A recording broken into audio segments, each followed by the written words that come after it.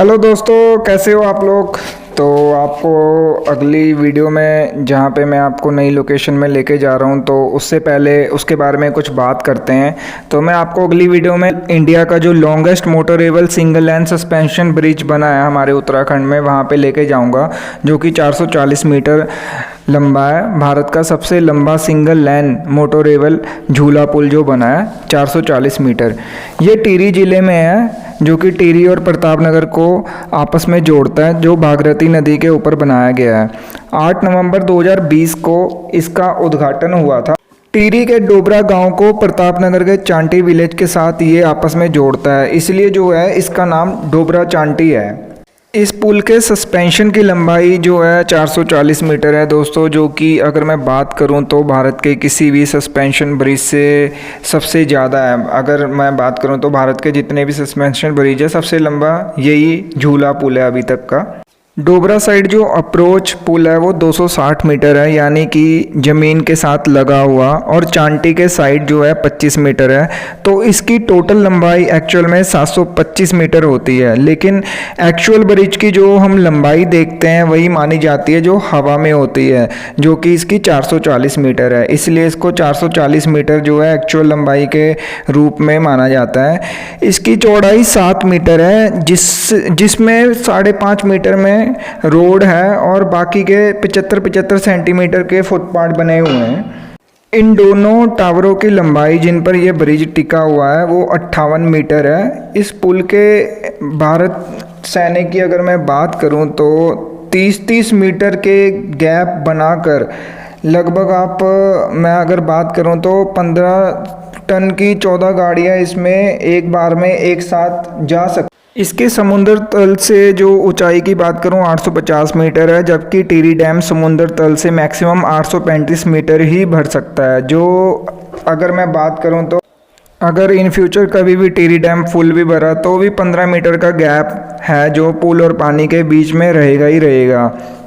इसके बेनिफिट और एडवांटेज की अगर बात करें, अक्टूबर 2005 में जब रिजर्वर का पानी भरना शुरू हुआ था तो यहाँ में लगभग 16 पुल पानी में डूब गए थे। 2006 से पहले 14 सालों तक जब भी प्रतापनगर के लोगों को न्यू टिहरी जाना होता था तो या तो वो सुहांसू पुल के रास्ते या पिपली डाली पुल के रास्ते आते थे।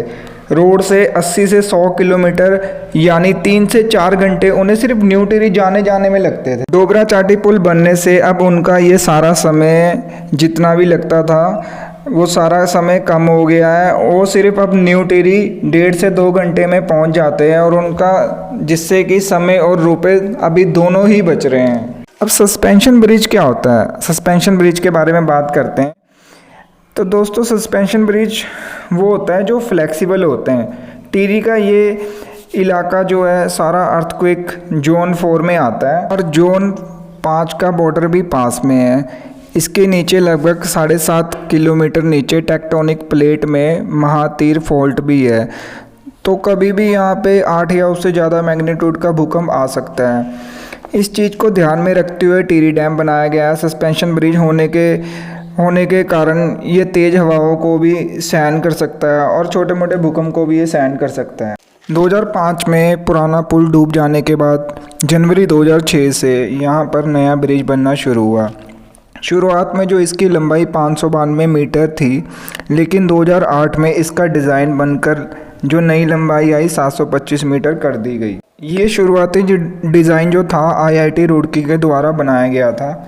अगले 4 सालों तक यानी कि 2012 तक केवल 260 मीटर का अप्रोच ब्रिज और 2 टावर ही बन पाए थे, और उसी में 125 करोड़ रुपए लग गए थे। लेकिन मार्च 2012 में एक ऐसा ही सस्पेंशन ब्रिज चौराश श्रीनगर में टूट गया, तो इसका डिज़ाइन IIT खड़गपुर में चेक करने के लिए भेजा गया, जिससे डिज़ाइन गलत पाया गया।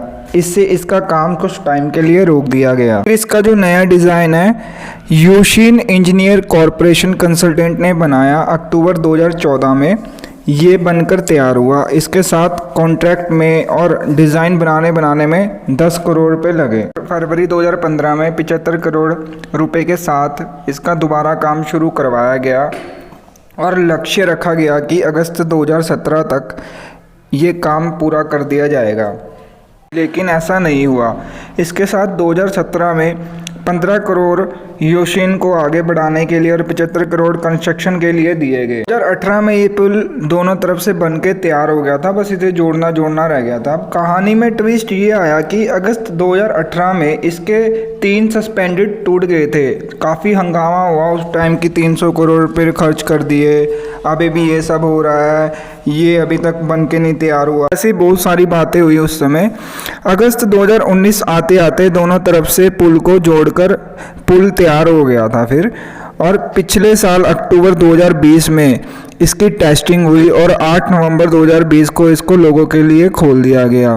कुल मिलाकर 5 करोड़ की लाइट के साथ लगभग 315 करोड़ रुपए में 14 सालों से ये पुल बनकर तैयार हुआ।